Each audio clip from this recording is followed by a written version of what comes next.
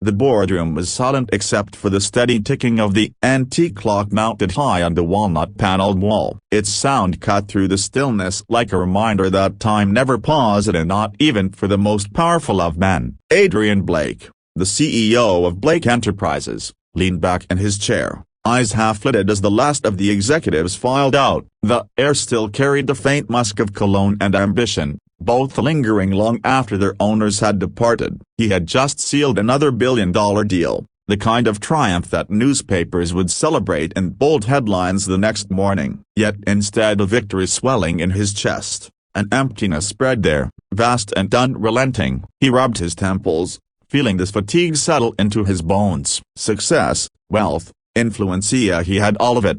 Yet none of it mattered once the applause died and the glass doors shut. The silence always followed him, chasing him into penthouses and limousines, into private jets and five-star hotel rooms. He was the man who had everything and no one. Adrian rose, his tall frame casting a long shadow across the polished marble floor. He slipped on his coat, tailored to perfection, its fabric sharp against the chill that seemed to seep from within rather than from the storm outside. The storm was raging, a relentless downpour that hammered against the city's glass towers and left the streets slick and reflective, like 1,000 shattered mirrors.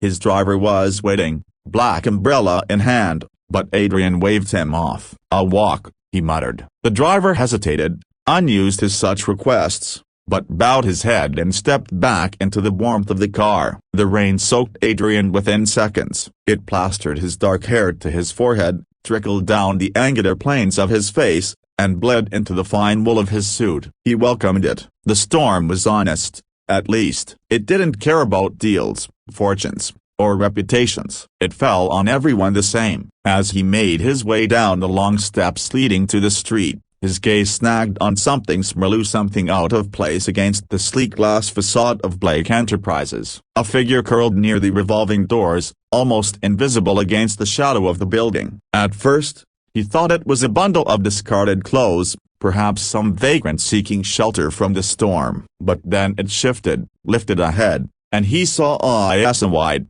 fragile, glistening with unshed tears, a little girl. She couldn't have been more than 6 or 7, her tiny frame swallowed in a threadbare sweater 2 sizes too big. The sleeves dragged over her trembling hands as she clutched a worn teddy bear, its fur matted from rain. Her shoes, up if they could be called that, they were nothing more than torn sneakers, soaked through until her small toes peeked out. Her hair, tangled and damp, clung to her pale face, but her eyes a broken bar. They were the kind that caught and held you, luminous even in the storm, carrying a sorrow far too heavy for someone so small.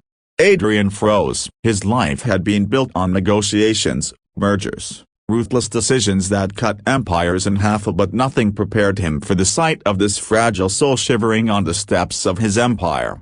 The girl stared up at him, lips trembling, and for a moment, they simply looked at each other. The rain fell harder, but she didn't move, didn't flinch. Finally, in a voice that quavered yet carried a strange kind of bravery, she whispered, "Yeah, broken bar, I don't have a papa." The words pierced him with brutal precision. He blinked, unsure if he'd heard correctly. Her tiny hand tightened around the teddy bear as if it were her lifeline. She swallowed hard, then forced the rest out, her voice breaking on the edges. "Can you, a broken bar, can you be my daddy forever?" Adrian's world stilled. The city noises blurred, the honking taxis, the distant sirens, the endless hum of neon. He felt his chest tighten, not from anger, not from stress, but from something unfamiliar, something raw. He, who had built walls higher than skyscrapers, who had locked every tender part of himself behind steel, suddenly found them cracking. His throat worked,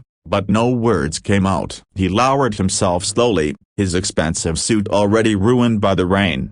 Yet none of it mattered. Up close, he could see how thin she was, how her knees knocked together from cold, how her lips were tinged blue. She smelled faintly of rain and dust, the kind of scent that came from long nights without shelter. "Where's your mother?"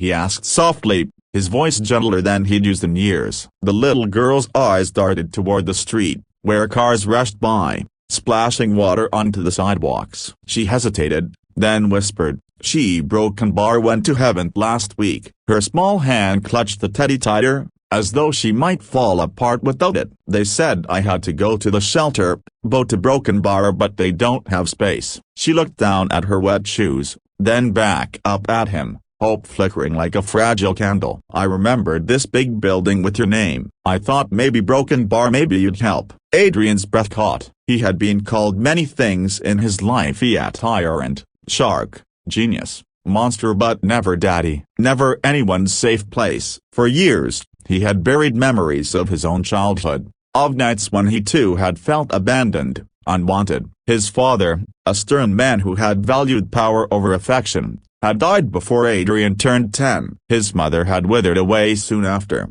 leaving him to be raised by nannies in private schools where affection was rationed like rare wine. He had sworn never to feel that weakness again, never to be at the mercy of anyone's absence. And yet, here was this child, looking at him not as the CEO of Blake Enterprises, not as the man who ruled boardrooms, but as something he never thought he could be: a protector. He cleared his throat, forcing steadiness into his voice. "What's your name?" The girl blinked, startled by the question. "Leela," she whispered. "Leela Grace." Adrian repeated it silently, the name soft on his tongue. "Leela." He almost smiled, though it felt foreign on his lips. "How old are you?" 7. "But I'll be 8 soon." She straightened her shoulders as if the detail mattered, as if being a year older made her more deserving of a place in his world. Adrian studied her, his heart an unfamiliar storm of emotions. Her courage, her desperation, the sheer audacity of her request. It unraveled him. He thought of the sterile penthouse waiting for him,